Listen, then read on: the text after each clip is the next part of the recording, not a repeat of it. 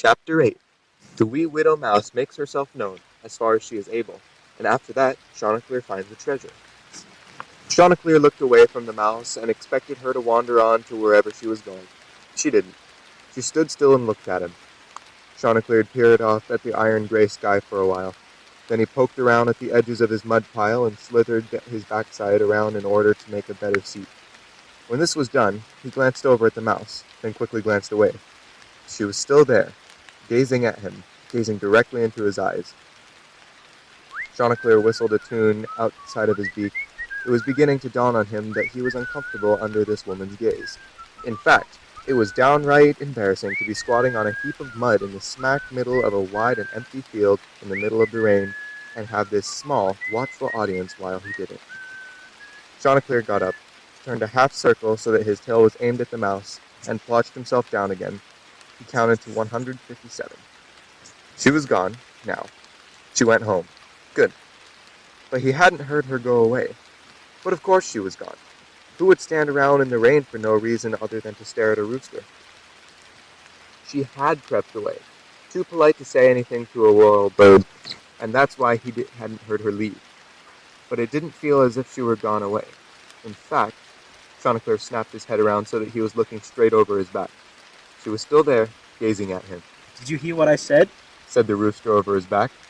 The mouse nodded. A drop of rain slipped off the end of her nose. "Well?" She didn't do anything. She looked at him. "You know what it means?" She shook her head. "It means go home. Blow it out your nose. It means go home very, very fast. Move! Be gone! I don't want you here." The mouse kept standing where she was and looked at him. "Can't get it!" The rooster started to crow, but the crow got stuck in his neck because his head was twisted all the way around. "So then, fine then," he said, as he stood up. He made a great show of standing up. "Take this place, and I'll go find another. Perhaps you'd like a warm mud puddle." Chanticleer began to strut away, muttering. But then he glanced back and he saw that she was still looking at him. Only she had bent her head sideways in order to still see him. That did it. He ran at her, flapping his wings and spraying water out of his two wonderful arms. "Blow it out your nose!" he shouted, and the mouse began to cry. Suddenly, blow it out your nose sounded like a dismally stupid thing to say, especially since they were the only two creatures in this wet field, and since rain makes creatures need of one another. The mouse was crying with wide open eyes. The rooster sat down again upon his mud pile, this time facing her, and this time he waited for her to talk.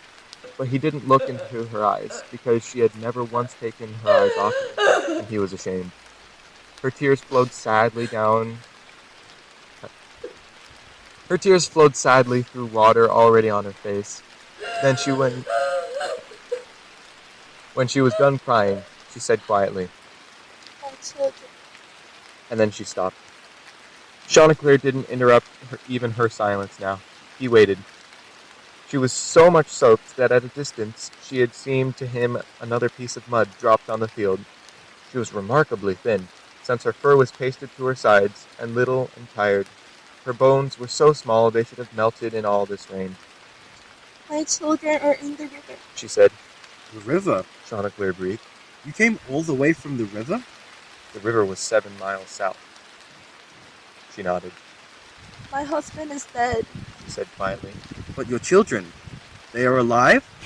She nodded, still looking at him. It was the same look which she had all along, but now, for the first time, Chanticleer could see that it was asking many questions.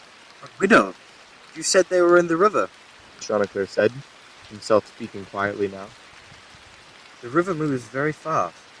She nodded again. Perhaps she was nodding that he had said her words correctly. Perhaps she was nodding that yes, the river moved very fast. "Widow," Chanticleer said.